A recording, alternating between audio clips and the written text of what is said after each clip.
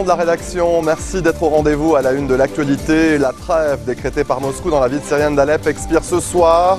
Seule une poignée de civils et de rebelles ont pourtant pour l'instant quitté les quartiers assiégés.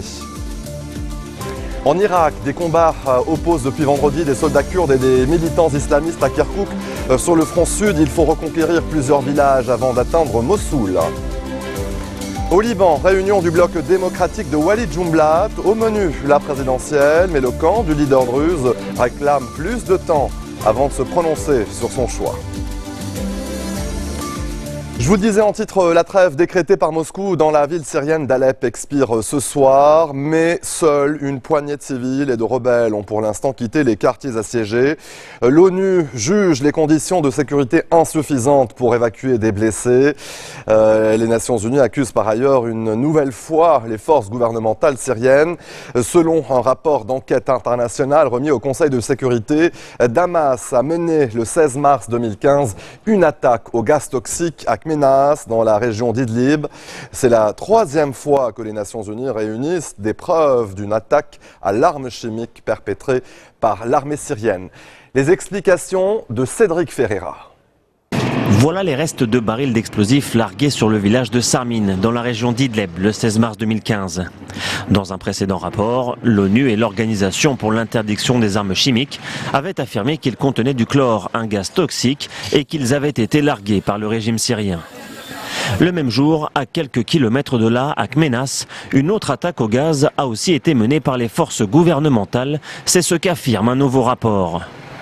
Avec celle à Tal Ménès en 2014, c'est donc la troisième fois que les forces de Bachar al-Assad se rendent coupables d'une attaque chimique.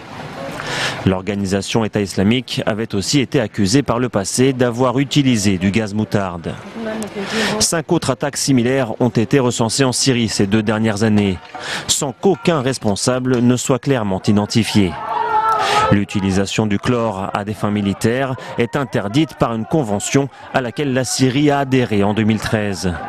Les États-Unis, la France et le Royaume-Uni ont d'ores et déjà réclamé des sanctions. Ce qui pourrait donner lieu à une nouvelle confrontation au sein du Conseil de sécurité de l'ONU avec la Russie, alliée de Damas. Moscou met en doute les conclusions de ces rapports en estimant qu'il n'y a pas assez de preuves pour déclencher des sanctions. L'autre grand titre de l'actualité, l'Irak, où des combats opposent depuis vendredi des soldats kurdes et des militants islamistes à Kirkouk. Les djihadistes ont lancé dans cette ville du centre du pays des attaques qui ont fait plusieurs dizaines de morts. Sur le front sud, il faut reconquérir plusieurs villages avant d'atteindre Mossoul. Le reportage sur la ligne de front signé Jonathan Walsh, Amar El Hamdaoui et James André. 7h du matin sur la base de Kayara. Les blindés des forces spéciales s'élancent vers la ligne de front. Objectif, avancer de 6 km vers Mossoul et reprendre 2 villages au groupe État islamique. L'armée et la police fédérale irakienne se rejoignent au plus près des djihadistes.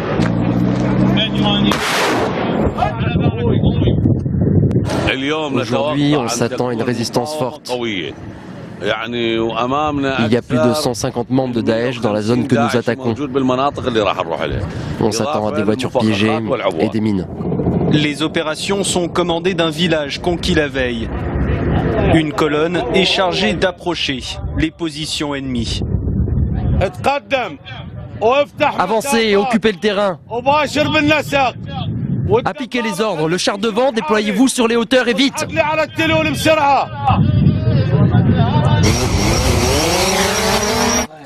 Un drone de surveillance est déployé pour prévenir les attaques. Le dispositif est visiblement efficace. Une voiture piégée est repérée et le kamikaze est abattu par un sniper avant d'avoir pu se faire exploser. Le véhicule est ensuite détruit.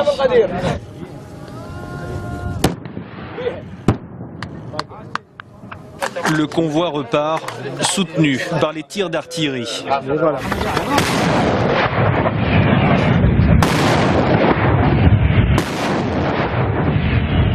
Derrière moi, les officiers en charge des opérations sont juchés sur un véhicule blindé pour coordonner les tirs d'artillerie contre les villages tenus par le groupe État islamique.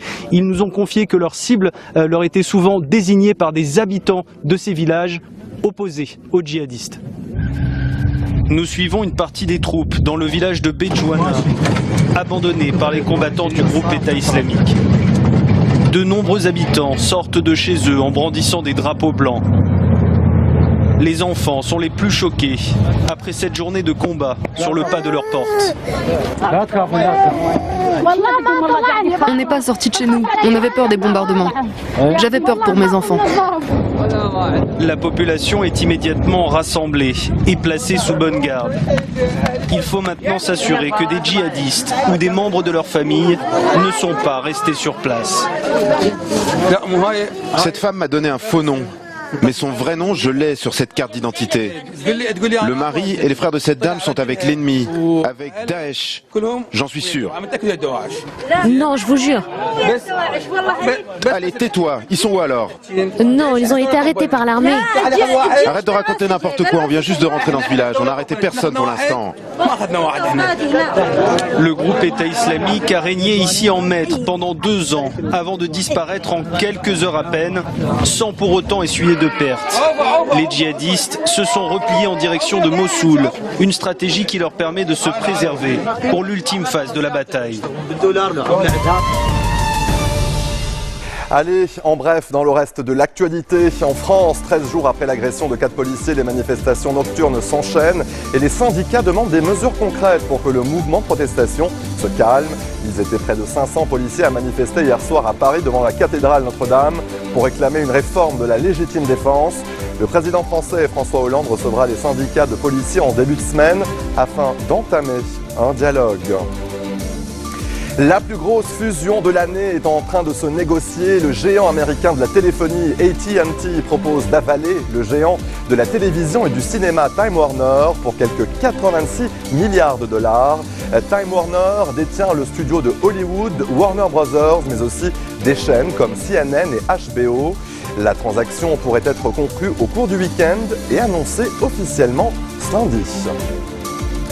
Et toujours aux États-Unis, à 17 jours de l'élection présidentielle américaine, la campagne entre dans sa phase finale. Dans l'Ohio, un des États clés du scrutin, Hillary Clinton s'est posée en rassembleuse, seule à même de contrer la menace que représente son adversaire pour la démocratie.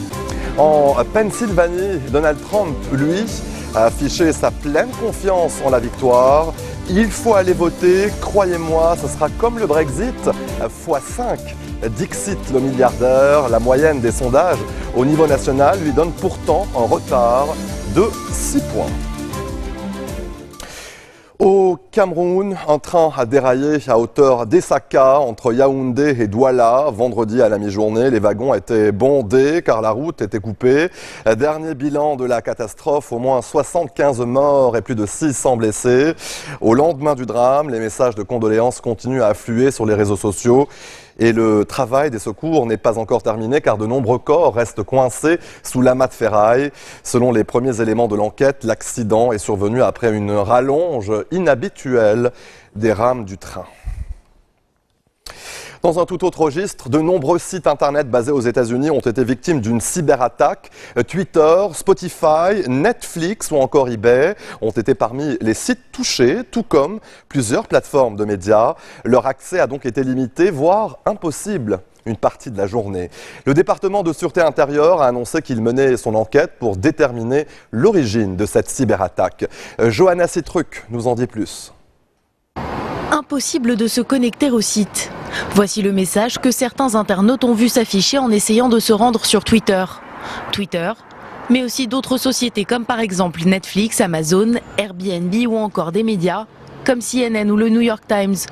En cause, une série d'attaques informatiques massives qui a paralysé une partie du web. Les États-Unis sont les principaux concernés. Je sais que le département de la sécurité intérieure suit la situation de près. Mais pour le moment, je ne dispose pas de plus d'informations à vous révéler à propos des responsables de cet acte malveillant. Pour l'heure, seules 2 données sont connues. Premièrement, la cible, l'entreprise DIN qui gère les noms de domaine des sociétés concernées.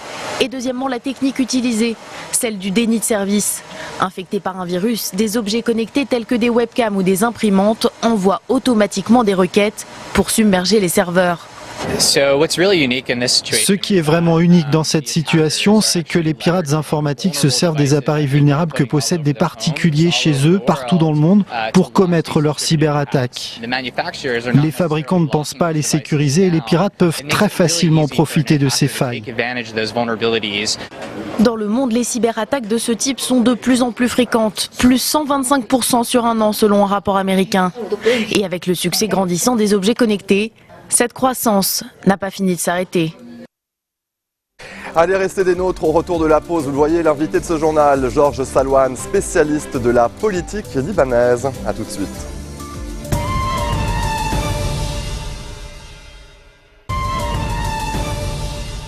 Retour sur le plateau de l'info, l'invité de ce journal, Georges Salouane, spécialiste de la politique libanaise. Bonsoir, monsieur Salouane. Bonsoir, monsieur Berberi. Alors, l'actualité au Liban, c'est bien sûr l'annonce du soutien de la candidature, bien sûr, de Michel Aoun à la présidentielle, le soutien de Saad Hariri, le chef du courant du futur. Ce samedi, le bloc de Walid Jumblat s'est réuni justement pour essayer de prendre position. Mais selon le bloc, selon un communiqué, eh bien, le camp de Walid Jumblat se donne plus de temps avant de se décider, de faire son choix. À votre avis, comment expliquez-vous cette hésitation du camp de Jumblat ? Ben écoutez, vous savez, ces élections présidentielles qui ont commencé par un vaudeville en passant par une tragicomédie, je crains que le rideau ne se referme sur une tragédie cornélienne, dont les acteurs Saad Hariri, qui d'ordinaire est zen et habitué au coup de feu, n'emmène pas grand-chose. Je ne sais s'il va jouer le harakiri. D'un autre côté, Nabi Berri, qui est toujours le Pygmalion de la politique libanaise. Jaja, qui a été le jongleur, est plus ou moins jusqu'à présent le vainqueur de tout ce qui se passe. Jumblat, qui à travers Twitter a joué le rôle du bouffon du roi et qui n'y croyait pas, se trouve actuellement coincé. Et il envoie des cris de détresse au président Berri pour savoir à quoi s'en tenir. Et c'est pour cette raison, plus ou moins, qu'il essaye d'ajourner et d'attendre un peu la position du président Berri, et qui, d'un côté, va tenir la semaine prochaine son plus grand bazar au niveau des élections présidentielles, hélas, plutôt que ces élections suivent le cours démocratique, constitutionnel, et soit le couronnement d'un processus totalement constitutionnel et dans un État dans un État de semblant de droit, hélas, va se terminer dans un grand bazar où d'un côté le président Berri va poser ses conditions. D'un autre côté, Samir Jaja lui-même, qui a été l'acteur principal pour l'élection éventuelle du général Michel Aoun, va aussi essayer de rafler la mise. Vous évoquez une élection éventuelle, monsieur Salouane. À votre avis, qu'est-ce qui pourrait éventuellement torpiller cette initiative et empêcher l'arrivée de Michel Aoun au palais de Barabda ? Écoutez, le terme « si », qui est un pronom interrogatif et relatif, va de pair actuellement. Si élection il y aura, si environnement positif existera la semaine prochaine. Que craignez-vous ? C'est la seule chose positive un peu de la position du président Hariri, c'est de fixer l'heure de vérité au Hezbollah. Est-ce que le Hezbollah est bel et bien convaincu de l'élection, du principe de l'élection d'un président de la République et par conséquent l'élection du général Michel Aoun lui-même. Par la voix, M. Salouane, du ministre des Finances, le camp Amal, justement, évoque ce matin, en tout cas, cette déclaration, je cite, Ali Hassan Khalil, le ministre des Finances, personne ne peut imposer aux Libanais des choix. Comment comprenez-vous cette déclaration ? C'est aussi simple que cela. Jusqu'à présent, les craintes sont fondées. Le Hezbollah n'a pas encore pris position. C'est à travers le camp du président Nabi Berri qu'il essaye de tergiverser. c'est à lui de décider si oui ou non les élections présidentielles auront lieu le 31 et si oui ou non le général Michel Aoun sera élu par les parlementaires le 31 octobre. Oui, on ne sait pas, on n'est pas encore sûr de la position du Hezbollah qui lui va décider de la tenue ou de l'annulation, si j'ose puis dire, des élections présidentielles. Le 31 est une date très importante pour le Liban, car ou bien nous aurons une élection, des élections de président de la présidence de la République et nous aurons un éventuel président, quel qu'il soit, sinon l'ajournement sera signé, je le crains. Et quel est le scénario, à votre avis, M. Salouane, après l'élection, si élection il y a le 31 octobre, à votre avis, quelle sera la stratégie, la prochaine démarche à suivre? Bien, si élection il y a, il doit y avoir formation de gouvernement. Et même avant la formation du gouvernement, il doit y avoir la désignation du président du Conseil. Déjà, le Hezbollah n'est pas très réceptif à la désignation du président Hariri à la tête du gouvernement. Au cas où, pour une raison ou pour une autre, ou par miracle, il accepte la désignation, la nomination du président Hariri, le grand problème sera celui de la formation de ce gouvernement. D'un côté, le président Berri n'acceptera pas d'être vaincu, et la question d'être à l'opposition, c'est un peu malhonnête au niveau intellectuel. La représentation chiite sera à travers le bloc du président Berri. Donc, il va essayer de rafler la mise. Et d'un autre côté, je ne pense pas que le docteur Jaja va laisser faire les choses. Il a été l'acteur principal de l'éventuelle élection du général Aoun. Donc, il va essayer lui-même aussi de rafler la mise au niveau des postes ministériels chrétiens. Il nous reste 30 secondes, monsieur Salouane. Je dois souligner que seul un jeune leader politique libanais qui a respecté son honnêteté intellectuelle et celle de l'opinion publique, c'est Sami Gemayel, qui a refusé et qui refuse toujours, jusqu'à présent, d'élire un président proche du Hezbollah ou proche du régime syrien. Sinon, tous, la grande majorité des leaders essayent de voir dans ce grand bazar qui va se tenir pendant 7 semaines, si le Hezbollah le permet, si le Hezbollah va accepter cette élection présidentielle, un grand bazar va se tenir à la place des élections démocratiques, des élections constitutionnelles. Rendez-vous en tout cas le 31 octobre, M. Oui, Salouane. pour que chacun puisse rafler la mise de son côté, hélas. Georges Salouane, spécialiste de la politique libanaise, merci d'être venu sur notre plateau pour commenter l'actualité de ces derniers jours au Liban, notamment la présidentielle. Et c'est ainsi que s'achève ce journal. Tout de suite, le rappel des titres. Et vous le voyez, la trêve décrétée par Moscou dans la ville syrienne d'Alep expire ce samedi soir. Seule une poignée de civils et de rebelles ont pour l'instant quitté les quartiers assiégés. En Irak, les combats opposent depuis vendredi des soldats kurdes et des militants islamistes à Kirkouk. Sur le front sud, il faut reconquérir plusieurs villages avant d'atteindre Mossoul.